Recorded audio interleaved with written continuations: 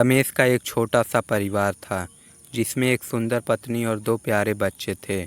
उसकी पत्नी और बच्चे हर हाल में खुश रहते थे, लेकिन रमेश उन्हें जीवन की सारी सुख सुविधाएं देना चाहता था और इसके लिए वह दिन में 16 घंटे से ज़्यादा काम करता था। दिन भर ऑफिस में काम करने के साथ साथ वह सुबह शाम ट्यूशन सेंटर में ट्यूशन भी पढ़ाता था। वह सुबह जल्दी घर से निकल जाता और आधी रात के बाद घर लौटता।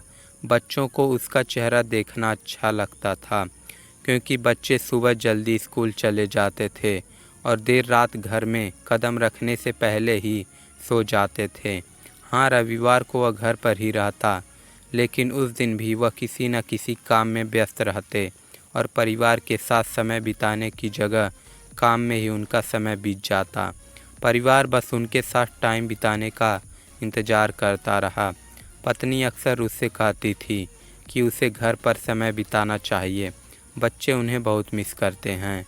उस वक्त वह जवाब देते कि मैं यह सब उन्हीं के लिए कर रहा हूँ। घर के बढ़ते खर्चे और स्कूल के खर्चे के लिए मेरे लिए यह ज़रूरी है कि मैं ज़्यादा काम करूँ। मैं उन्हें एक अच्छी ज़िंदगी देना चाहता हूँ। रमेश की यह दिनचर्या वर्षों तक चलती रही। वह परिवार को नज़रअंदाज करते हुए बस मेहनत करता रहा। इसका इनाम भी उन्हें मिला। उन्हें एक प्रमोशन मिला, आकर्षक वेतन मिलने लगा।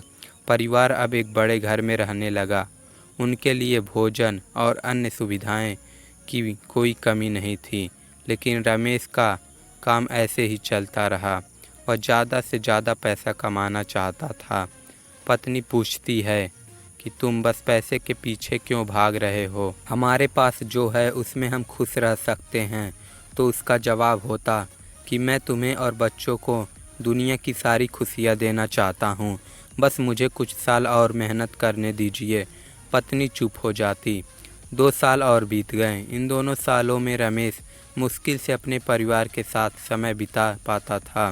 बच्चे अपने पिता को देखने, उनसे बात करने के लिए तरस रहे थे। इसी बीच एक दिन रमेश की किस्मत खुल गई। उसके दोस्त ने उसे अपने व्यापार में हिस्सा देने की पेशकश की और इस तरह रमेश एक व्यापारी बन गया। व्यापार अच्छा चलने लगा और रमेश के पास पैसों की कोई कमी नहीं थी। उनका परिवार अब शहर के सबसे अमीर परिवारों में से एक था। उसके पास अब सभी सुख सुविधाएं थीं, लेकिन उनके पास अभी भी अपने बच्चों से मिलने का समय नहीं था। अब वह मुश्किल से घर पर रह पाता था। उनका अधिकांश समय घर से दूर व्यापारिक यात्राओं पर व्यतीत होता था। जैसे जैसे साल बीतते गए, उनके बच्चे बड़े होते गए। अब वह किशोरावस्था में पहुंच चुके थे। रमेश ने भी इन सालों में इतना पैसा कमाया था कि उसकी अगली 5 पीढ़ियां ऐशो आराम की ज़िंदगी जी सकें। एक दिन रमेश के परिवार ने छुट्टी मनाने के लिए उनके बीच हाउस जाने की योजना बनाई।